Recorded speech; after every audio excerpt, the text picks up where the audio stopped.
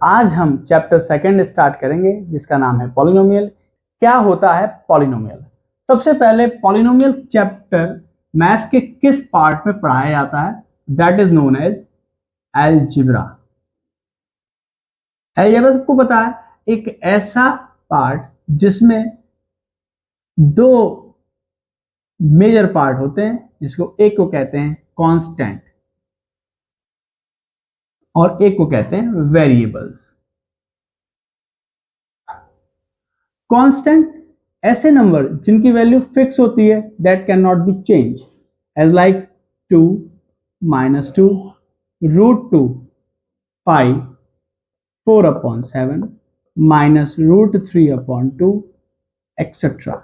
Variables वो होते हैं जिनकी कोई वैल्यू फिक्स नहीं होती है, फिर भी लोग समझ नहीं पाते हैं वेरिएबल का सही मतलब। The value which is able to vary with significant persons, that known as variable. मान लीजिए मेरे पास कुछ रुपए हैं, अगर मैं 10 लोगों से कहूं आप अनुमान लगाइए, हो सकता है सबका अनुमान अलग हो। इसका मतलब जो पैसे हैं वो किसी को नहीं पता, तो ये वेरी कर रहे हैं पर्सन टू पर्सन उसकी वैल्यू, इसलिए इसको कहते हैं वेरिएबल।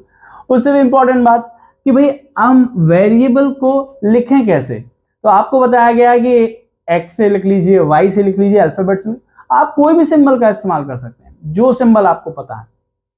क्लास 6, 7, 8 में और यहां तक 9th में जहां तक वेरिएबल सिर्फ और सिर्फ इंग्लिश अल्फाबेट से लिखे जाते हैं, वहीं पर अब हम वेरिएबल्स के कुछ पार्ट को जो हमें पता है, जिनको हमें स्पेशल नाम देना है, उसे हम ग्रीक सिंबल से लिखेंगे। तो पहले तो मैं अपने पुराने सिंबल लिखता हूं, X, Y, Z, R, M, और अब नंबर आ गया अल्फा, बीटा, गामा, थीटा, पाई।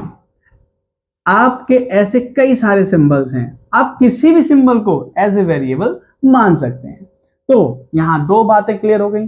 एक होता है पार्ट अलजेब्रा का कांस्टेंट, जिसका मतलब होता है फिक्स वैल्यू, और एक पार्ट होता है अलजेब्रा का वेरिएबल्स, जिसका मतलब होता है ऐसी चीजें जिसकी वैल्यू चेंज हो सकती है। ठीक है, इन दोनों से मिलकर बनता है अलजेब्रिक एक्सप्रेशन।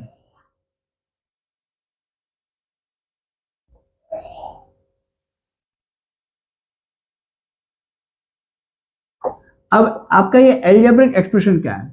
ऐसे एक्सप्रेशन जिसमें वेरिएबल और कांस्टेंट मिलकर किसी भी चीज को एक्सप्रेस करते हैं। मान लीजिए मेरे पास है कुछ रुपए और मेरे दोस्त के पास है 500 रुपीज, हम दोनों मिलकर क्या बनाएंगे? कुछ रुपए को मैं x से दिखाता हूं और 500 को 500 से। तो ये है आपका कांस्टेंट पार्ट, ये आपका वेरिएबल पार्ट, ये दोनों मिलकर बनाते हैं अलजेब्रिक एक्सप्रेशन। अलजेब्रिक एक्सप्रेशन में लिमिट्स नहीं होती, हम उसमें कई वेरिएबल भी इस्तेमाल कर सकते हैं, साथ ही साथ उनको अपॉन में भी लिख सकते हैं। कैसे भी दिखाना, मतलब किसी भी तरह से अलजेब्रा में एक्सप्रेस करना, नोन एज अलजेब्रिक एक्सप्रेशन। तो यहां तक आपको सिर्फ और सिर्फ अलजेब्रा और अलजेब्रिक एक्सप्रेशन के बारे में बताया गया है। अब मैं आपको बताऊंगा what the mean of polynomial. अब बात की जा रही है पॉलिनोमियल्स की। पॉलिनोमियल क्या है? ये अलजेब्रिक एक्सप्रेशन का ही एक पार्ट है, पर ये थोड़ा सा डेलिकेट है अलजेब्रिक एक्सप्रेशन से। जैसे कि अलजेब्रिक एक्सप्रेशन में आप कोई भी एक्सप्रेशन ले सकते हैं, पॉलिनोमियल में ऐसा नहीं है। पॉलिनोमियल में हम ऐसा एक्सप्रेशन लेंगे, ऐसा algebraic expression n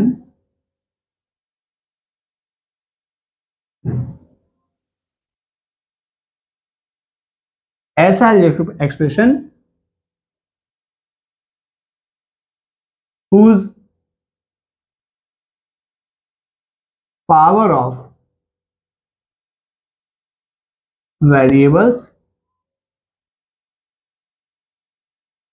in the form of non-negative। Non negative का मतलब मैं समझा चुका हूं, जो नेगेटिव नहीं होते, इसका मतलब होता है होल नंबर्स। मतलब पॉलिनोमियल होता क्या है? एक ऐसा अलजेब्रिक एक्सप्रेशन जिसकी वेरिएबल की पावर नॉन नेगेटिव इंटीजर्स के फॉर्म में होती है, मतलब होल नंबर के फॉर्म में होती है। अब ऐसे वेरिएबल वाले एक्सप्रेशन को हम स्पेशल कैटेगरी पॉलिनोमियल कहते हैं। और एक और बात, आपको ना शुरू की क्लासेस में पॉलिनोमियल में सिर्फ एक वेरिएबल दिखेगा। लेटर ऑन हम एक से ज्यादा वेरिएबल भी यूज कर सकते हैं, पर हमारा जो टॉपिक है उसमें सिर्फ एक ही वेरिएबल रहेगा। तो इसको लिखने का तरीका है जैसे px equal to X square plus 3x minus 4। अब यहाँ पर p फॉर पॉलिनोमियल, x का मतलब in the form of x, तो यहाँ पे एक्स स्क्वायर है, 3x और 4 है।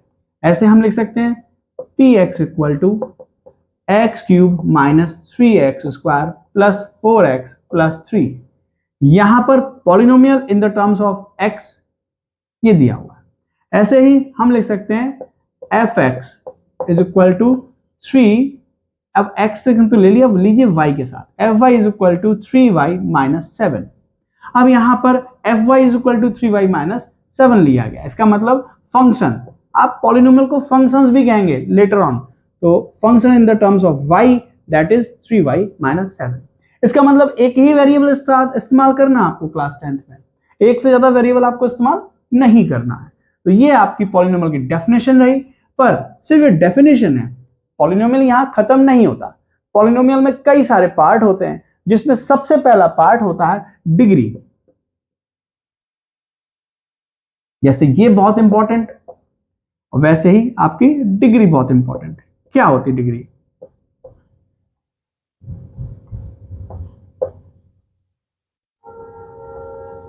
Highest power of polynomial is known as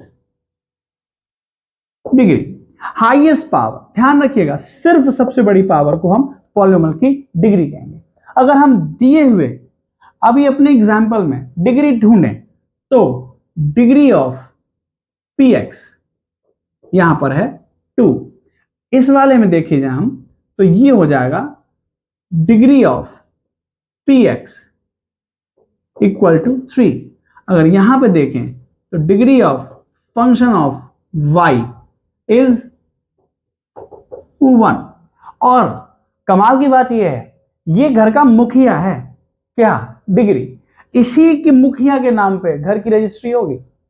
जैसे घर का मुखिया होता है उसी के नाम पर रजिस्ट्री होती है, वैसे ही घर का मुखिया है ये। अगर आप डिग्री 2 ले रहे हैं तो इसका नाम इस 2 होने के कारण डिग्री को क्वाड्रेटिक पड़ेगा। अगर आप डिग्री 3 ले रहे हैं तो 3 डिग्री होने के कारण इसका नाम क्यूबिक पड़ेगा। वैसे ही y में यहां पर पॉलिनोमियल में डिग्री 1 है, तो डिग्री होने के नाम कारण इसका नाम लीनियर पड़ेगा। तो इस तरह से आपका इंट्रो हो चुका है। पॉलिनोमियल क्या होते हैं, पॉलिनोमियल के एग्जांपल्स क्या होते हैं, पॉलिनोमियल में डिग्री क्या होती है, और डिग्री की तरह नेमिंग क्या होती है। अब मैं आपको इसमें आगे बताता हूं कि ये क्यूबिक, क्वाड्रेटिक और लीनियर एक दूसरे से अलग क्या है, आपको उसमें ऐसी क्या है बातें जो याद रखनी है। जैसा कि आपको बताया गया कि डिग्री के हिसाब से नाम, सबसे पहले मैंने डिग्री रखी है 1, डिग्री 1 का नाम होता है लीनियर, और इसके अब हम लिखेंगे जनरल फॉर्म। तो यहां तो इसका हो गया नेम, अब हम लिखेंगे जनरल फॉर्म।